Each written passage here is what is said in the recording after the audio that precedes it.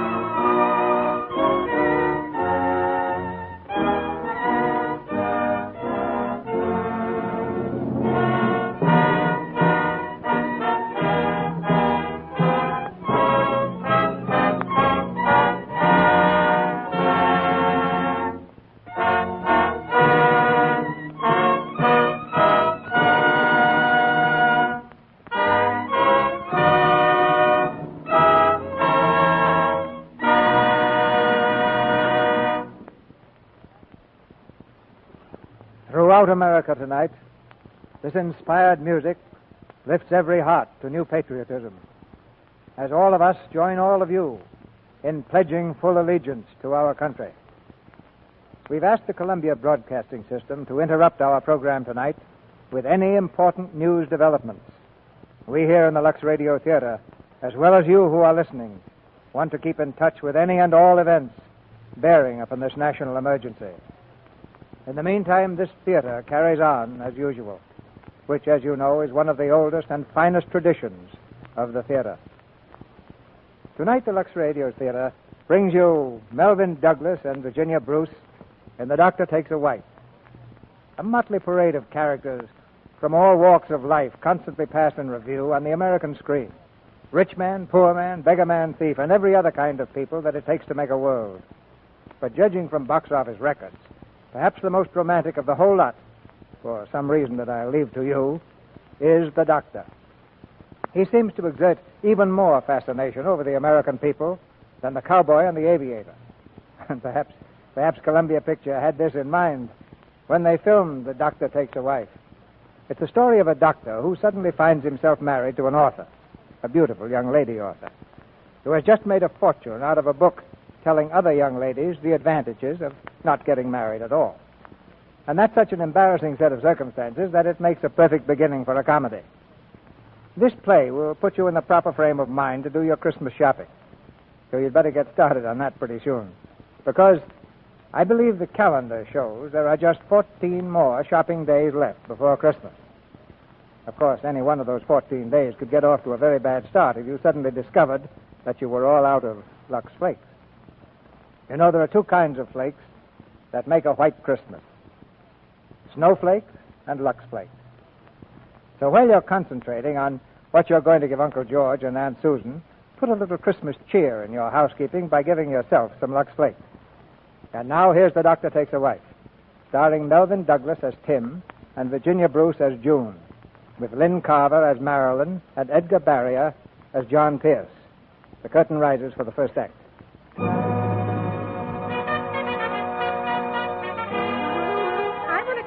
No, madam, we absolutely won't. I've been waiting before noon is on spinach and stuff. Will you give me a copy of Spinsters on Spinach? I want 2 copies of Spinsters on Spinach mailed to my aunt. Buy a copy of Spinsters on Spinach, my dear, and read every word. You'll never look at Harriet. The author's a bachelor girl, and they say her book answers everything. Is this the book that tells you how to put men in their places? Give me another copy of Spinsters on Spinach. The book counter of the John S. Pierce Publishing Company is like dollar day in a bargain basement. And all because of one book, Spinsters Aren't Spinach. In the back of the store sits the happy publisher, his desk littered with enthusiastic telegrams.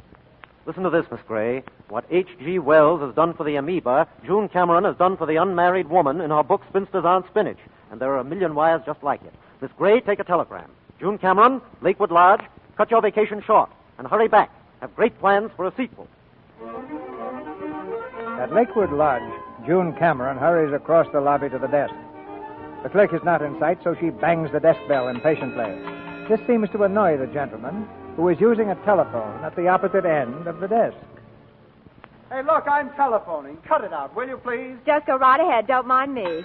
I mean, that thing isn't helping a bit. The connection's bad enough as it is. Yes, I know. Everything's inefficient up here. Come in, Miss Cameron. I'm checking out. I'm in a terrible hurry. I'd like to send a telegram to New York. Hello? Dad? You'll have to send it from town. We don't have that service. Well, can't you phone it in? I can't hear you. Phone's busy at the moment. What?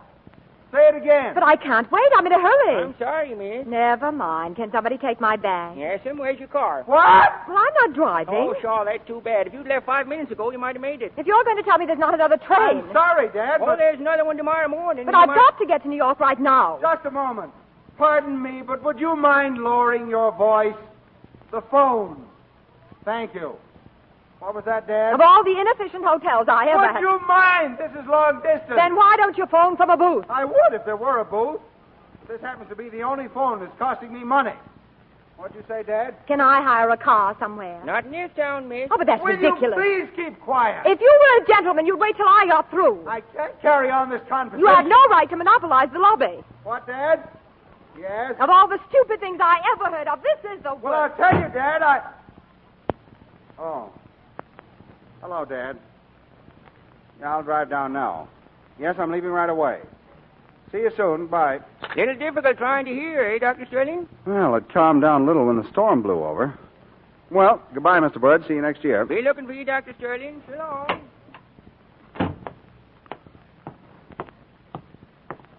Hello there. Oh, it's you. I'm sorry I shouted at you. Oh, I didn't mind.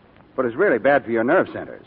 You shouldn't get so excited. Well, I had a right to be annoyed. Is that your car there? Yes, it is. But it doesn't pay to get excited, miss. If you could see the punishment those little Oh, I cells know. take.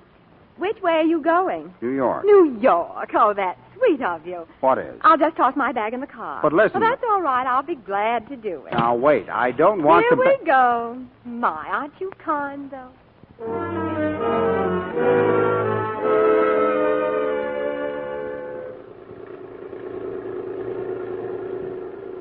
I like your car.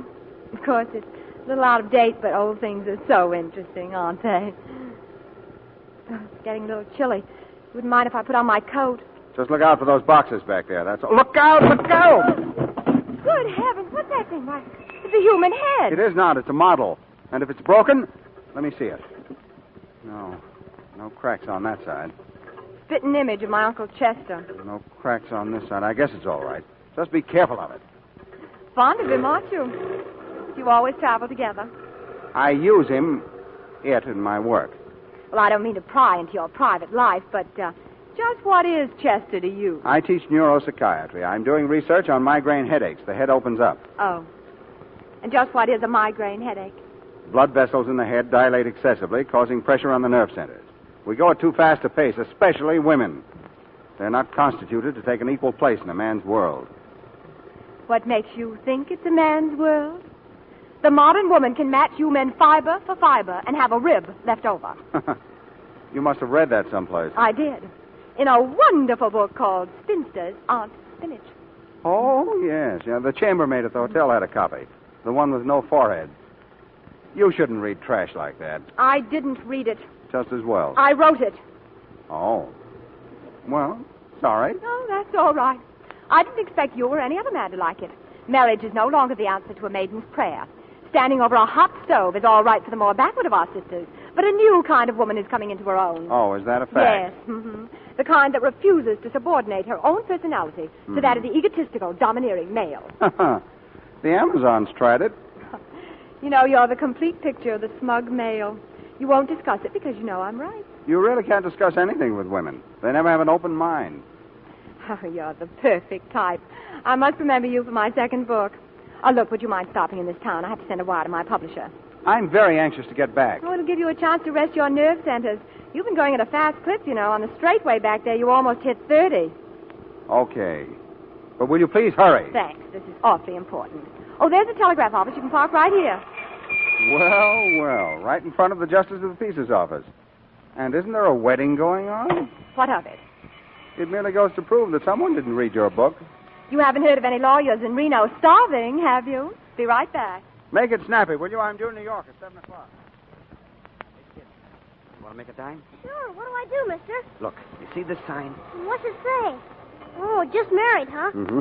Hanging on that car over there. The bride and groom will be out any second, so don't let them see you. Well, I won't. Which car you say? That one over there. Go ahead. Okay, thanks, mister. Will you take this telegram, please?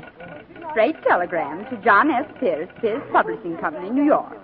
Driving down today. We'll see you tomorrow. Have a big surprise. Best regards, June Cameron. June Cameron, are you the author? Yes. How much is the wire, please? 62 cents. I read it 3 times. Did you? There you are, 62 cents. Oh, it's simply wonderful. I keep it under the counter. Will you autograph my copy for me? Well, certainly.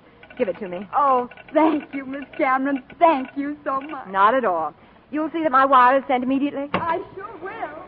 Oh, Miss Cameron, you're probably in a hurry, but I do want to tell you what this book has done for me. It's changed me into a career woman. I used to feel awful when men didn't insult me, but now I don't even care. Fine, you just keep it up.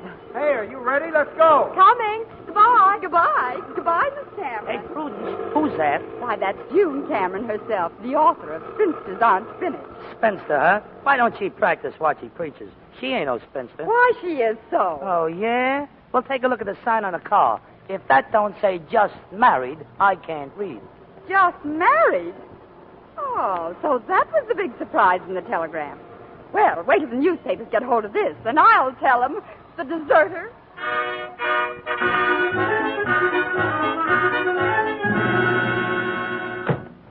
Will you please toss out my other bag? Here you are. Thank heavens I'm home at last. You're no happier about it than I am. You men resent the intelligent woman.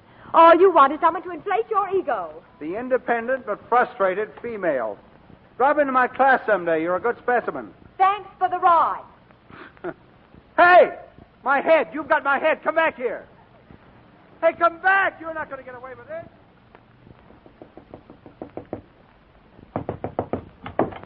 Where's my head? I don't know. I left it in the car. You did not. That head cost me $250, and I'm going to stay right here until you give it to me. Will you please get out of here? No, you've got my... Oh, there it is. It is not. That's my hat box. Give it to me. It is not your hat box. My head's in there. Let go of it. Oh, now look what you've done. You've broken the nose. Sorry. I thought it was my hat box, really, but you pulled the box out of my hand. That's right. The career woman is never to blame. Of all the ungrateful females, you force your way into my car. I drive you for 400 miles, pay for the gas and oil, and then you ruin a $250 head. You don't need that little piece. Chester won't get a headache in the nose. All right, I've had enough. If you're going to take that attitude, you can pay for the trip. Cost me $9.80. You owe me half, $4.90. Oh, run along and correct some papers or something. Ordinarily, I'm a very calm and peaceful individual. That's because I have thin earlobes and eyes set wide apart. But you see these? They're thumbs. Short thumbs. That means I'm stubborn. And I won't get out of here until I get my $4.90. Fortunately, my thumbs show no evidence of pygmy ancestors. But I, too, can have my obstinate moments, and this is one of them. What are you doing with that ashtray? It's mine now. I'll deduct 75 cents for it. That leaves $4.15 you owe me. Oh, what's this? That's my paper knife, and you can put it right down. Well, it's not real silver, is it? No, sorry. The best I can do on this is $1. That leaves $3.15 you owe me. Now, what else? What's in this thing? That's the liquor cabinet. That's what I thought. Aha. Scotch. 10 years old, too. That's more than I can say for you. This may take care of the balance. Now, let's be generous and say it's worth 40 cents a drink. Well, here's mud in your eye. I'm wrong. 20 cents.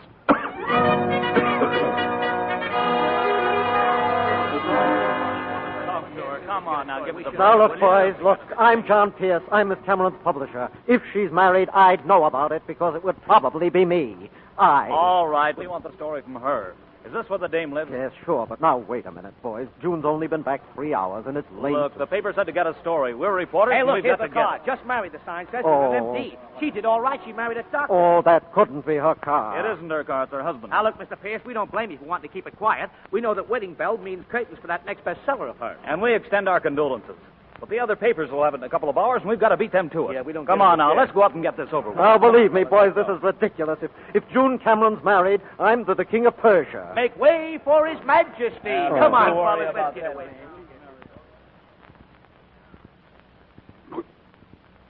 Yeah, that's good. Now, let's see. That makes a balance of 60 cents you owe me. Would you like to take the rest out in aspirin? Don't interrupt. Marilyn never interrupts. Oh, I haven't told you about Marilyn, have I? Marilyn's the girl I'm going to marry as soon as I become a professor. Look, Hamlet, now that the bill's paid, will you get out? Very well, if that's the way you feel about it. Very well. Good day, madam. Hey, not that way. That's my bedroom. Good day. Get out of there. Oh, for heavens, who is it? Congratulations. Where'd you meet him? Don't say a I'm word. going to the carpet. What do you think of the matrimonial state? Well, fellas, Yeah, please. come on, we ought to get this. Don't tell me what this is all about, Johnny. Just let me guess. I know. It's a college initiation. Look, Miss Cameron, we're all losing sleep. Who, where, what, and why did you get married? All right, fellows, it's a very funny gag. Now run along, tip over some milk wagons, and go home. You see, she isn't married. She doesn't know a thing about it. Close that door. That's my bedroom. Now, come on, Miss Cameron. Your husband's in there. What's his name? He's not my husband. Johnny, throw these vultures out of here. They're going to print I'm married. Who is he, June? That man in there. He's not my husband. Now listen Okay, we'll print that the guy in the bedroom is not your husband. No. You can't do that. It would ruin our reputation. Look, June, we might as well admit it. The evidence is right in there. Well, I guess she's married, boys. Johnny, if you just listen. Thanks, Miss Cameron. We'll give you a nice, dignified ride. A photographer will be along later. Be seeing you. Come on, boys. Let's get out of here. Just what was the idea? Isn't he your husband? No. That migraine headache in there gave me a lift, followed me here, and ended up by passing out. You see, he's got short thumbs. And, oh, never mind. Just get it through your head. I'm not married. All right, dear. I believe you. Fine time to decide that. No, but don't you see, darling, it was one thing or another. It's much better the newspapers believe you're married. But it's not the truth. It'll ruin me. When my creditors get through with me, I'll have to sublet my water cooler. Or will I? Wait a minute. How many spinsters are there in America? Exactly 8 million and some thousands who aren't going to buy my book. And how many married women are there? Oh, there must be practically hundreds. I've got it. You're going to write that second book. A book about marriage. We'll call it Marriage Ain't Measles. Oh, Johnny. Johnny, dear, why don't you lie down for a minute? Whatever it is will go away. Listen, what you did for the spinsters, you can do for the housewife. Get the angle, you're converted. America's #1 bachelor girl tastes the fruits of marriage and loves it. You mean to write a book you want me to pretend married to Dr. Jekyll in there? Oh, only till you finish the book, and then Reno and you fake a divorce. You must be pretty deeply attached to me to cook up such an idyllic arrangement with that medical pot roast. Oh, it isn't that, dear. This is business and terrific. We can sell 1 million copies of Marriage Ain't Measles.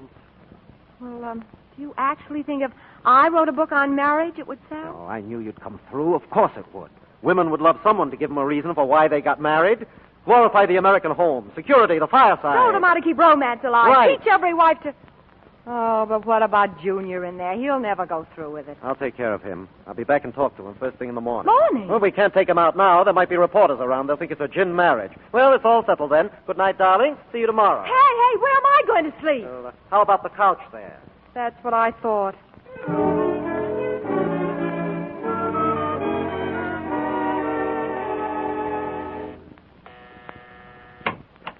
Good morning, June. And how's America's favorite author? I feel like I've slept in a cement mixer. Where is he? Junior, how do I know? I guess he's still asleep. Come on, we'll go see. Well, there he is, and you can have him. Wake up. Wake up, old man. Huh? Hey, what are you doing in my room? Where am I? I can tell you one thing, Goldilocks. You're not in heaven. But you're a very lucky man. You've made money while you were asleep. That's it. Break it to him gently. Listen to what the morning paper has to say. Public spinster #1 weds. June Cameron turns Benedict Arnold. Marries Dr. Timothy Sterling in Greenwich. Dr. Timothy Sterling, huh? Hey, that's me! It's a frame-up. Where are my pants? Well, don't look at me. I'm not wearing them. You get out of here. Well, run along, dear. I'll explain the whole thing. Do that. But you better be more convincing than I think you are. Well, you see, Doctor, there's been a slight mix-up, and everyone thinks you're married to Miss Cameron. Where are my pants? And for the time being, it will be convenient for them to think so. You see, Miss Cameron's writing a book on marriage. And you want me to pose as her husband? Oh, no. Besides, Marilyn might... I'll make it worth your while, Doctor. Say, 5% of the gross sales, that'll be about... No, it's all a cheap publicity stunt to sell that trash she writes. Are you going to give me my pants? Now, look, old man. I'll make it 10%. I said no, not for 110%. For the last time, where am I? Oh, here they are. Now, let's not be hasty about this. 10% of the gross sales of that book will be a tidy little sum. Where's my head? Huh? I said, where's my head? How about the one with your hat on it? That's not it. The wax head, the one that opens up. Don't tell me that... Oh, there it is. Now, if you'll just get out of my way, I'm going. Now, look, Doctor. Get out of my way and don't ever bother me again. If you do, I'll sue you for 10%. Good day.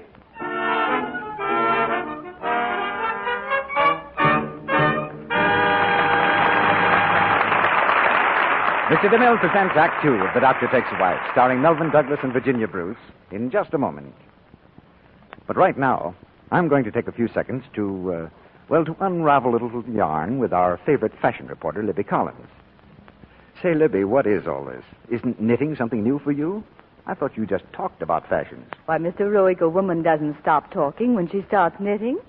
As a matter of fact, I brought my knitting along because that's what I want to talk about. Knitting, you mean? Mm-hmm. Hand knits are smarter than ever now, especially the sort of thing I'm making, a black sweater. You know, a black sweater is one of the nicest Christmas gifts I can think of. They're lovely ones in the stores if you don't like to knit. They're so smart, and not just for sports and country wear by any means.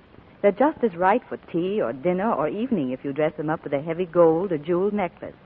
And then they're so practical, so easy to lux. Black or bright, Lux does 'em right. Yes, and the color needn't run a bit. Of course, the black sweater needs luxing just as often as a light one. Nobody wants that horrible feeling of not being quite sure about freshness. Frequent luxing makes you sure. Well, that's easy advice to follow, ladies. You'll have perfect results if you wash sweaters the new Quick Lux way. Here are some do's and don'ts to remember. Do make a paper pattern the size of your sweater before luxing. Then, after washing, ease the sweater back to this shape. Do use lukewarm Lux suds. Just squeeze them through, never rub. Don't use soaps that contain harmful alkali. Don't rub with cake soap. These things shrink wool, leave sweaters harsh and matted. So don't take chances with harsh soaps. Do stick to new Quick Lux Flakes for sweaters and all knitted things. Lux is so gentle, so fast, so thrifty. It keeps your pretty washables like new much longer. Now, Mr. DeMille returns to the microphone. Act Two of The Doctor Takes a Wife, starring Melvyn Douglas as Tim and Virginia Bruce as June. Timothy Sterling, professor of psychiatry, refuses to play husband to June Cameron, expert on feminine psychology. Standing on his constitutional right to remain single, he has left June's apartment in a huff. He's still in the same huff when he arrives at the medical building of State University. State University? Medical building. Just a moment, I'll connect you. Oh, hello, Dr. Sterling. Congratulations, Dr. Sterling. Get the editors of the Express, the Herald, get all the papers. I want to talk to them. All right, Doctor. Hello, Dad. Tim, my boy, I've been trying to reach you. Look, Dad, let me explain. It was all a mistake. Son, you don't know how happy you've made me. For a while, I was very much afraid it was going to be Marilyn. Huh? Were you? Yes. Definitely an inferior mate. Now, Dad, let me tell you... I know how these things happen. Suddenly the right person comes along, and the next thing you're married. Very wise. Dad, sit down. I want you to sit down. I've got something to tell you. It may be a shock. I've got a little shock for you, my boy, but a rather pleasant one. I just spoke to Dean Lawton. Congratulations, Professor Sterling. That's beside the Professor? But I thought Dr. Hampshire was going to get that post. It was close until this morning. But you know how the dean feels about marriage. And since you're a married man and Hampshire isn't... It couldn't be just because I'm married. It's always been a theory of the deans that the chair of neuropsychiatry should be held by a married man. A man who leads a natural, well-balanced life will have a sounder approach to the study of the unbalanced. Professor Sterling. Oh, that's too bad. Now, what's the matter, son? Don't you want the professorship? Oh, yes, I do. But you see, Marilyn's coming in on the boat in about an hour, and the truth is... Congratulations, Professor Sterling. Congratulations. My boy, Dean Lawton. Congratulations, Professor Sterling. When can we see the bride? Oh, anytime. Well, that's fine, son. We'll all drop around tonight. Hello? Who? Oh, the Herald. No. I didn't want to make a statement. Oh, well, the reason I called was that, Mrs. Sterling and I would like to take a 2-year subscription.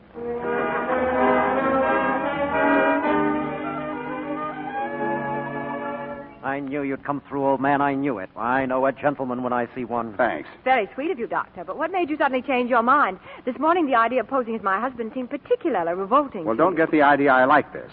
I'm only doing it because I'm a gentleman. I don't want to ruin your career. Thanks. But I hope you realize all the inconveniences. Now, the doctor knows what he's doing. And one thing I want to get straight. Of course, when you get to Reno, you'll have to take all the blame. My position at the university, you understand? Naturally.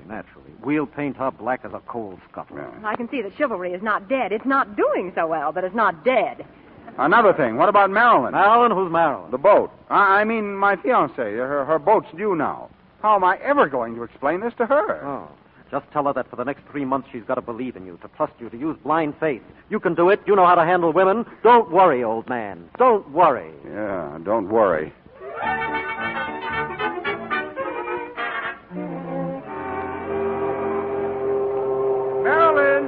Marilyn, here I am, dear, over here.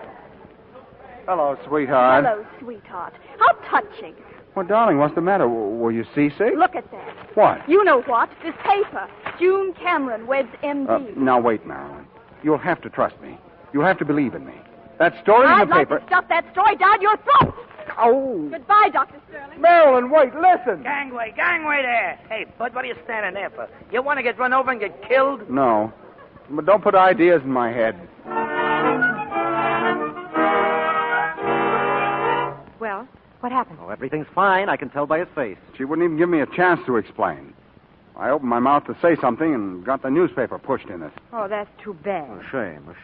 Well, she'll probably cool off after a while. Well, I think it's darn sweet of you, in spite of all your trouble, to go through with this. Well, a gentleman's word is a gentleman's word.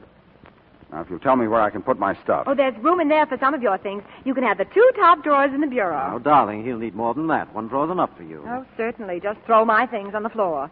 How about my suits? I hang them right here in the closet. June, you take your things out. You can find another place for them. There's always the icebox. It'll be good for the furs. Oh, one thing I forgot. That case over there is full of books. Where'll I put them? Do you think this is a good location for a branch library? Well, if you've no objection, I'd like to continue my profession. I'm preparing a fall course of study. Is this my bed? Oh, yes, the couch. I sat there all last night, and, I didn't even know I was sleeping. That's fine. Then you sleep there. I was wrong. Chivalry is dead. Now, darling, don't take that attitude. This is hard on all of us. You take my dresser, my closets, and now my bed. Get out of my way. I'm going to finish this book in 3 weeks.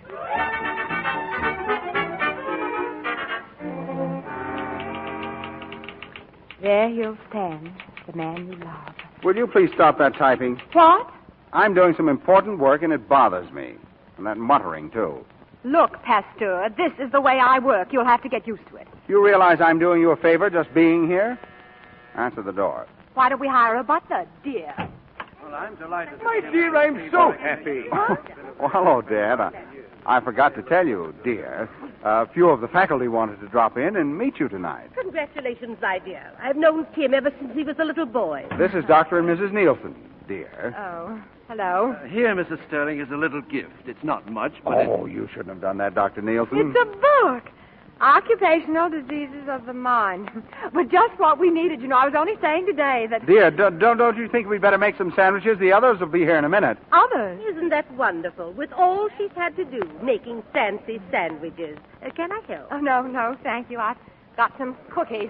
I'll whip up a little coffee. I'll just tag along, Tim. I'd like to see the bride. It's awfully nice of you, Dr. Lionel, to help. Why, I've enjoyed it, my dear. What else can I do? Well, we're just about ready. Coffee's done. Well, here, you take these cookies and put a couple on each plate. I'll give 3 to the dean. He has a coconut fixation. That's playing politics. Well, Tim's professorship's worth an extra cookie. It's pretty funny. For years, Tim has been working 14 hours a day for that professorship. Finally, he gets it, but not because of his research. The thing that decides it's a simple little custom called marriage. Wait a minute. The dean gave Tim the professorship just because he was married to me? Of course. Oh, how unusual. I think the dean deserves a couple of more cookies.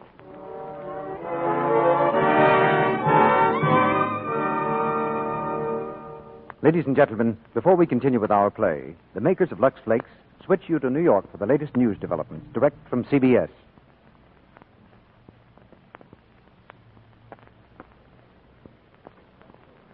This is John Daly reporting from the CBS newsroom in New York, and here are the latest developments in the war with Japan.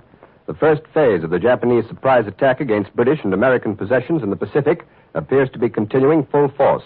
Late reports are sketchy, but they indicate that the offensive is still favoring the Japanese. CBS correspondent Tom Worthen reported from Manila a short time ago that there have been 6 raids on the Philippines since the war started, from Luzon in the north to Mindanao in the south. Manila itself has had 3 alarms, but Worthen said no bombs have actually dropped inside the city. Japanese forces are said to have landed on Lubang Island near the entrance to Manila Harbor. And Tokyo now claims the occupation of the American-owned islands, Guam and Wake. And the Japanese maintain that a blow of annihilation was dealt Hawaii's Pearl Harbor naval base in yesterday's initial attack. According to official Tokyo claims, an American warship has been sunk off Guam, and several American merchant ships have been captured. Tokyo has not admitted a single naval loss. Meantime, Governor Poindexter of Hawaii reported a short time ago that Hawaii has been calm since the first blow. Official American accounts say that at least 1,500 persons were killed there by Japanese bomb attacks. The Japanese news agency Domei claimed just a few minutes ago that almost 300 American planes have been destroyed in the 2-day-old Pacific War. On America's part, that war became official a little over 5 hours ago when President Roosevelt signed the war resolution that had been passed in Congress with only one dissenting vote. Earlier in the day, Britain declared war, and Prime Minister Churchill pledged the full resources of the British Empire in the struggle with totalitarianism and aggression. Japan now faces not only the United States and Britain, but these other members of the non-Axis world: Nicaragua, Canada, Costa Rica, Haiti, Guatemala, San Salvador, the Dominican Republic, Australia, Honduras, the Free French government, and the Greek and Belgian governments in exile. Mexico and Colombia have broken off diplomatic relations with Japan, and they are expected in the war tomorrow along with South Africa. China, which has been fighting Japan for 4 years, is reported preparing a declaration not only against Japan, but against Germany and Italy. On the West Coast, air raid preparations are well underway. It's just been reported that all San Francisco radio stations are now off the air under orders from federal authorities.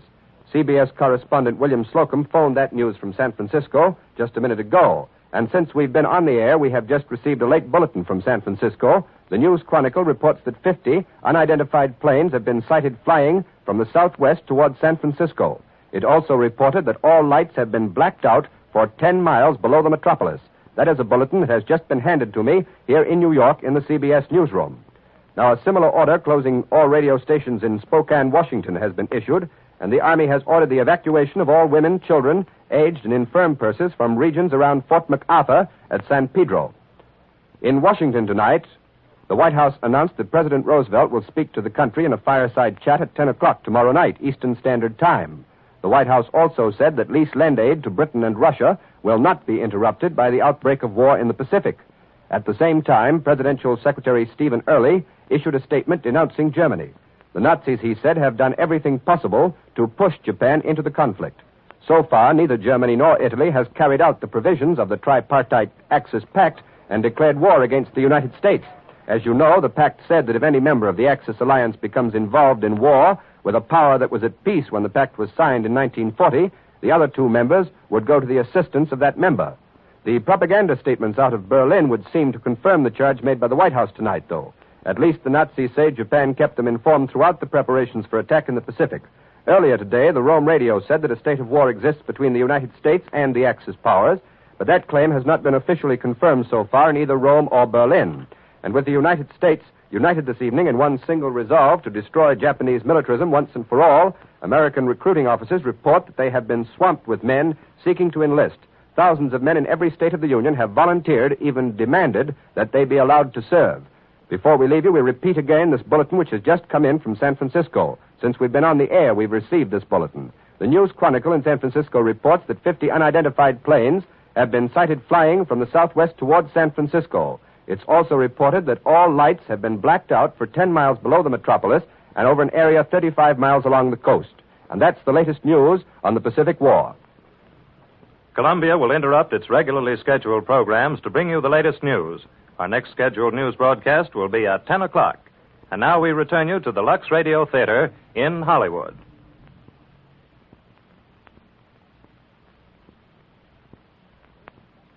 We continue with the second act of The Doctor Takes a Wife. June is now aware that Tim pretended to be married only because his professorship was at stake. Tim has explained the situation to his fiancée, Marilyn, and secured a complete pardon. For a while, things have been looking very rosy, but now Tim is again at the boiling point. All right, now this time you've gone too far. Who had this picture printed in the paper? Johnny, you promised me you wouldn't. Oh, don't blame me. Charlie must have done it. Look at that. I've never had my arms around her in my life. I know, old man. It's what they call a composite photograph. They do it by... I don't care how they do it.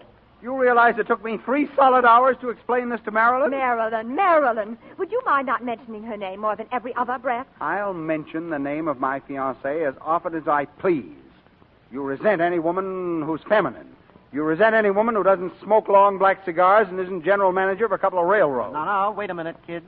Furthermore, you've no right to say those things. You've never even met Marilyn. Well, she's going to marry you. That gives me a rough idea. Now, look, I've got an idea. I can count on one thing. At least she won't wisecrack through our honeymoon. Just to make sure, better not wear those green pajamas you've got hanging in the closet. What? Hello there. Now, don't tell me you two are having another quarrel. Well, she... Mr. Pierce, are you here again? Yes, sir. Mr. Pierce, did you ever study chemistry? No, sir. Well, if you had, you'd know that sometimes 2 elements can be placed together successfully. But when a third element, known as a catalytic agent, is added, there is frequently an explosion. Oh, Pop, you can rule him out. He's only an innocent bystander. Well, no matter. Tim, I just dropped by to give you a little advice. When you talk to Burkhardt this afternoon, make it clear that you don't want him to use any of your research in his new book. Well, thanks, Dad. I appreciate the advice, but after all, Burkhardt's... You'll be along. See that Tim doesn't get too generous. Oh, well, I don't think I'm going with him. Oh, yes, dear. I forgot to tell you, the Burkhardts invited us for the weekend. Why, you... We'll be leaving in a few minutes. You'd better start packing, dear. It'll be an interesting weekend. Oh, yes, I'm sure. Yes, they have a 15-year-old daughter. She's just written a novel, and she's dying to read it to you. Well, I won't hold you up. It's a good 7 hours drive. Goodbye. Bye, Dad. I'm sorry, I forgot to mention him.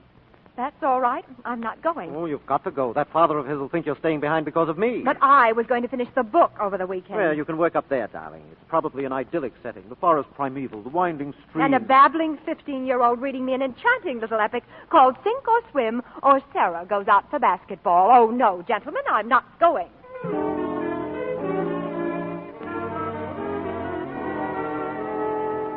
Just to keep the record straight, I'm doing this for Papa, not for you. Okay. I think it's just about the most inconsiderate. Is that a cop after me? Why, yes. What have I done? Whatever it is, it can't be for speeding unless the limit is 12 miles an hour.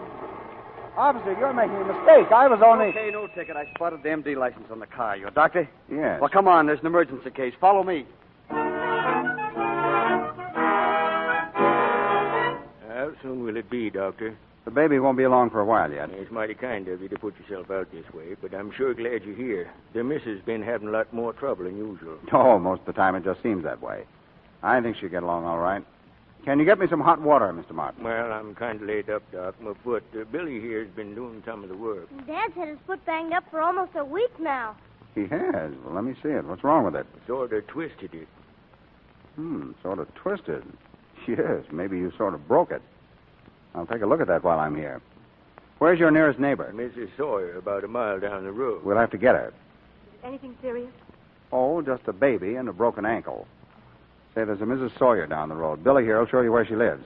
Would you mind driving down and getting her? I may need some help. I'd better run upstairs now. Make it snappy, will you?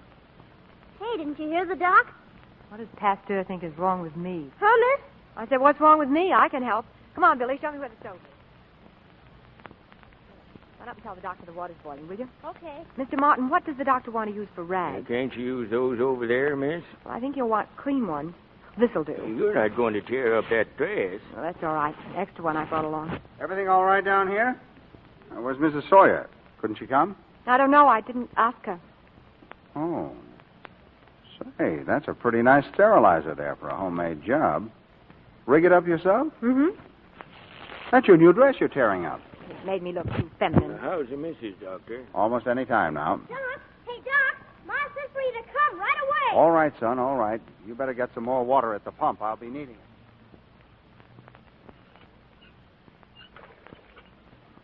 Okay, you can stop pumping now.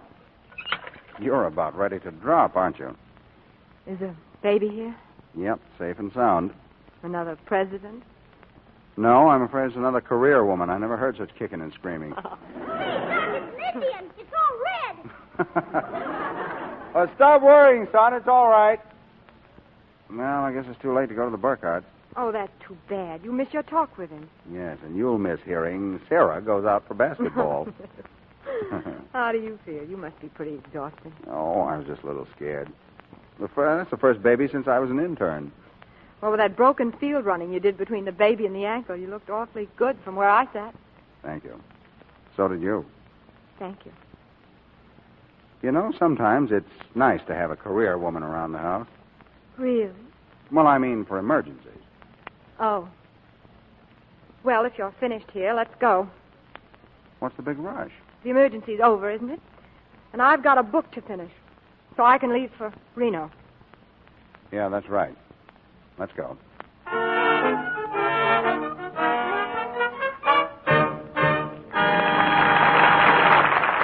pause now for station identification. This is the Columbia Broadcasting System.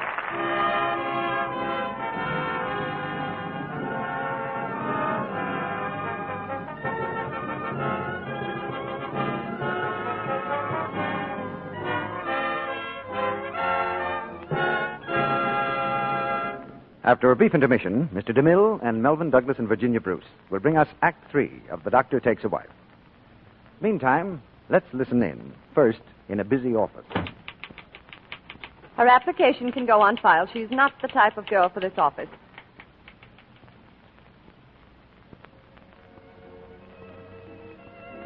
Now, let's look in at a holiday dance. I wish the boys would ask Ruth to dance. She's feeling left out. And last, in a home around the corner. Hello? Oh, hello, Mary. Who did you say? Oh, my dear, don't let's have her on the committee. We all know people like these who aren't as popular or successful as they might be. And you know, it seems too bad when just a word or two could straighten things out. Well, that sort of word or two is awfully hard to say, though. No one likes to criticize another person for lack of daintiness. But the trouble is, we ourselves can't tell when we offend. That's why it's so important to take particular care with the things we wear. Underthings especially should be luxed every day. Dresses, blouses, and sweaters often. It's easy to do this, too, because new Quick Lux is so fast. Takes away every trace of perspiration so quickly. Then you're sure of freshness. Sure, too, of keeping dainty things new-looking longer. Lux is gentle. Safe for everything safe in water. With girls who have a daily Lux habit, here's what happens in offices. I'll keep her application here on my desk. She's just the type we want.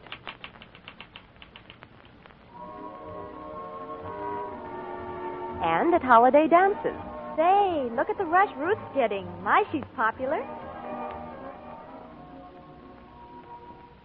And in homes. Hello? Oh, hello, Mary. Who'd you say? Why, of course we want her on the committee. Yes, words like that are pleasant to hear. And Lux girls hear them all the time. Remember, without daintiness, no other charm counts. So don't take chances. Use new Quick Lux each day. Now, our producer, Mr. DeMille. Curtain rises on the third act of The Doctor Takes a Wife.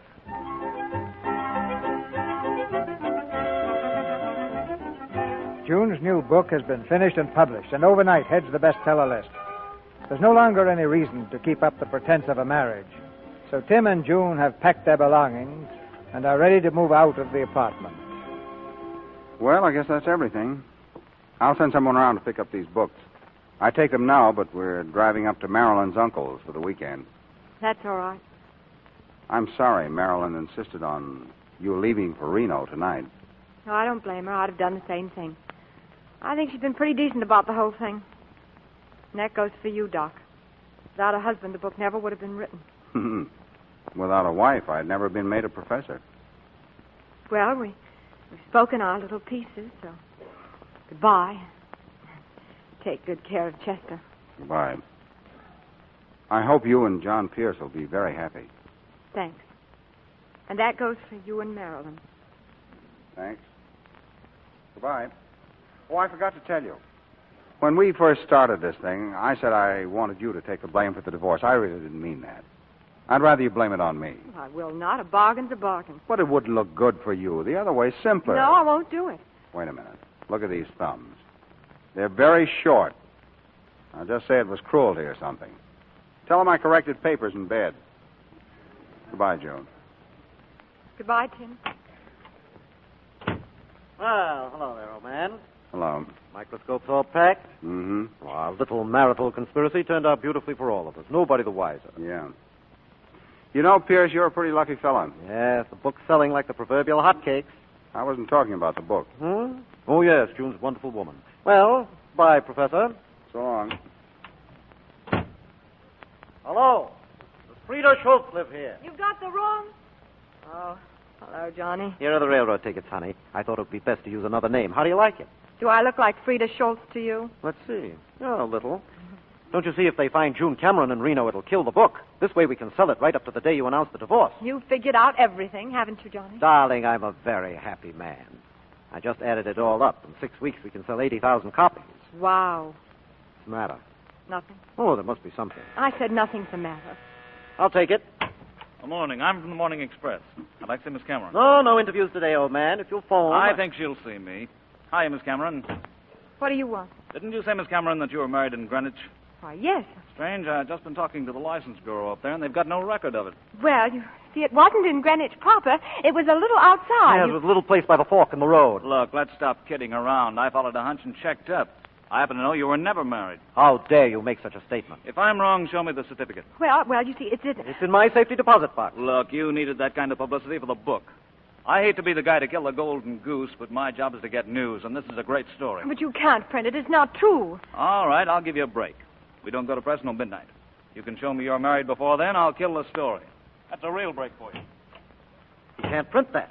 Think what it'll do to the book. Think what it'll do to Tim. They'll throw him out of his job. Who cares? I care. If this comes out, he won't be able to get a job as a horse doctor. After he's been so decent with us, you take that selfish... Well, I didn't mean it that way. It's just that the copies are already printed. Your affection for me is touching. The fact that the tabloids will make me look like a combination of Madame du Barry and Cleopatra doesn't make the slightest difference to you. Oh, that's not it, June. The profits... Profits, they're important, not people. Here's the future of a really great man at stake, and you're worrying about carnations for your buttonhole. Are you in love with this bumpkin? Yes, I am in love with him. What do you think of that?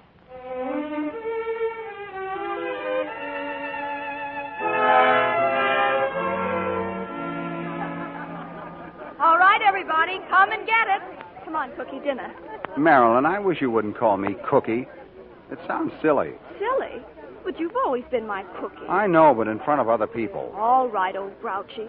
Now, come on, and after dinner, you're going to stand next to me when I make my big speech. Speech? What speech? I'm going to announce our engagement. You can't do that. We're not divorced yet. Well, I'll tell them you're going to be. But if that gets out, it'll ruin her book. I don't care. I've risked our happiness long enough because of her book. Pardon, Miss Thomas. There's someone at the door who wants to see you. Now, Cookie, you think that over. It's you. What do you want here? I've got to see Tim. If you're Where coming here trying to make trouble. This is important. Where is he? Please go away. You'll spoil everything. This is our engagement party. Engagement? But you promised to wait till I think we've done more than enough for you. But this is important to Tim's career. I feel that I'm equally important to it. Get out. Ah, Southern hospitality. Marilyn, what about the big surprise? Come on, Marilyn. What's it all about? Big surprise, Marilyn. All right, everybody. I'll tell you right now. Come on, Tim. Wait, Marilyn. You can't do this. Quiet, everybody. Quiet. Now for the big surprise. I want you But all... isn't that Look, Tim's here wife? comes June Cameron. What's she doing here? My dear. Hello, Tim, darling. I'm so sorry to be late, Marilyn. But you... Go right ahead with what you were doing. I'll just sit in a corner and go on with my knitting. Well, dear, I'd like you to meet all the folks. Oh, don't bother. We'll all get to know each other. I have an announcement to make. Quiet, everyone. Why, Mrs. Sterling, is that for you? Yes. Why, it looks like a baby's booty. Yes. You didn't mind if I brought my knitting along, did you? You know how these things are. Is it for you and Tim? Of course. Who else? Mrs. Sterling's going to have a baby. Look, he's getting for a new baby. You can't do this to me. I know you're not married. Oh! can you... Oh, she's fainted. Help Let her faint. Oh, this whole thing's a frame-up. Marilyn, I don't know anything about this, I swear. I'll give you 5 minutes to get out of here. Dora. Yes, Miss Thomas? You'll find Dr. Sterling's bags in the room near the stairs. He's leaving now. Tomorrow, have the room fumigated.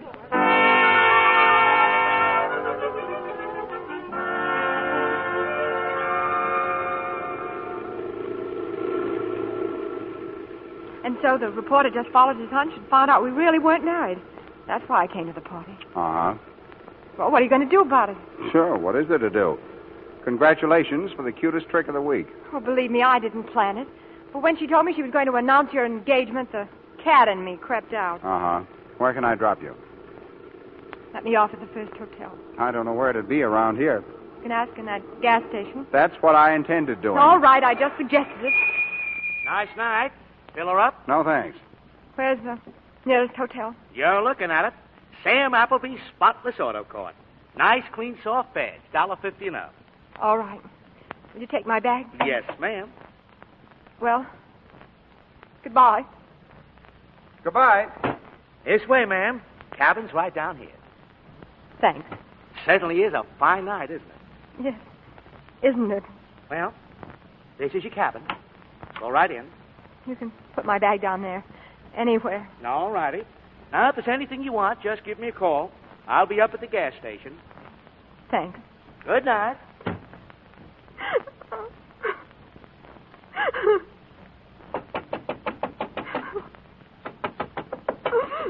Hey!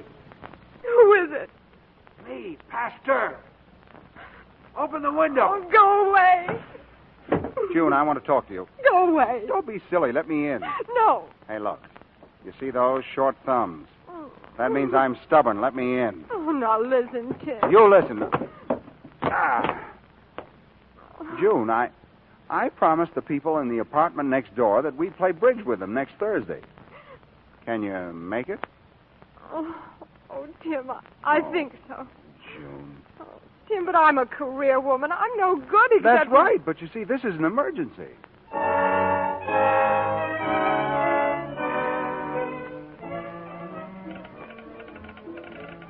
We'd like to send a wire, please, to the Morning Express. The message, please. At home, Bungalow 5, Sam Appleby's Spotless Auto Court. Marriage certificate number Y87642. Best regards. And sign it, Dr. and Mrs. Timothy Sterling.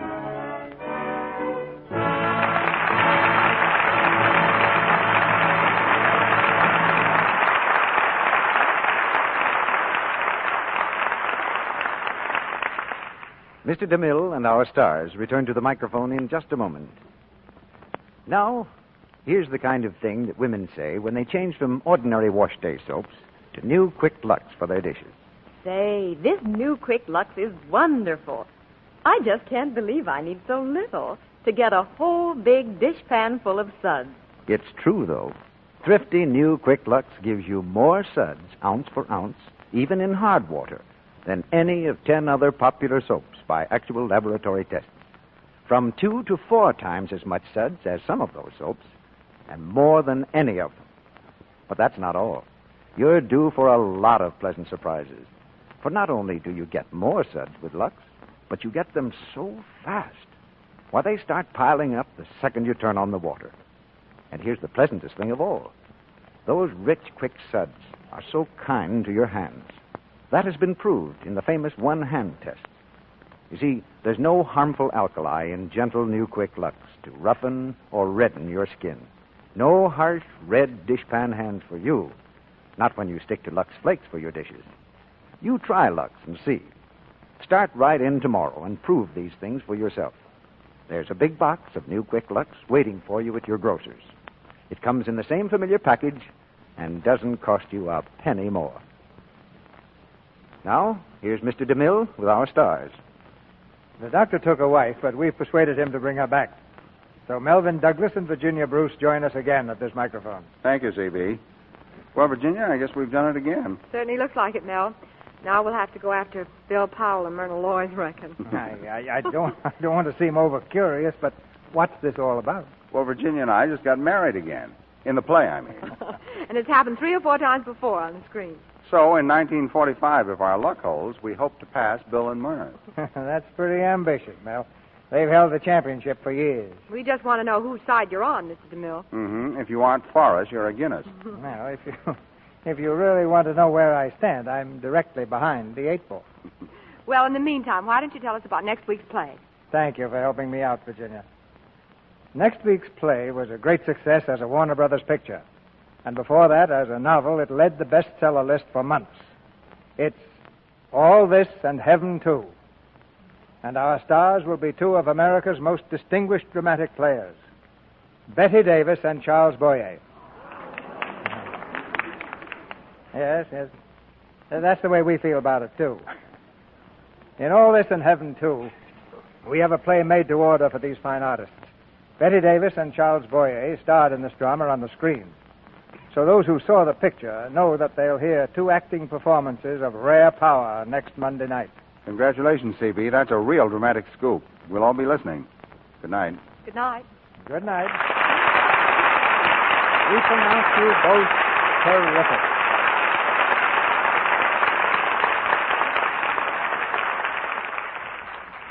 And now, a brief but serious word. It is war. War to the end. Japan has asked for it, and America is answering in the strongest language the world has ever heard. Every city must back the men in the armed forces. Back them with work and with money. Buy United States defense bonds and stamps. Get them at your post office or savings and loan association. Get defense stamps at your retail store or from your newspaper carrier boy. Buy them as often as you can, and guarantee the destruction of the Japanese Empire.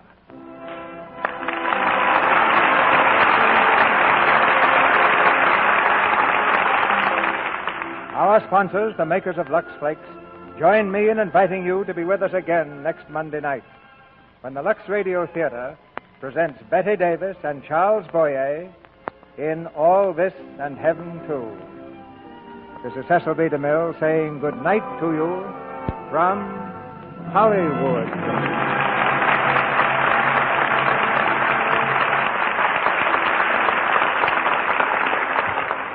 Melvyn Douglas appeared tonight through the courtesy of Metro-Goldwyn-Mayer and is currently seen in their production of Two-Faced Woman. Heard in tonight's play were Ferdinand Munier as Tim's father, and Charles Seal, Verna Felton, Dix Davis, Torrey Carlton, Jean O'Donnell, Fred Mackay, Edward Marr, Suzanne Curran, Griff Barnett, Frank Penny, and Boyd Davis. Tune in next Monday night to hear Betty Davis and Charles Boyer in All This and Heaven, Too.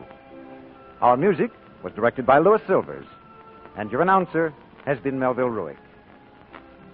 This is the Columbia Broadcasting System.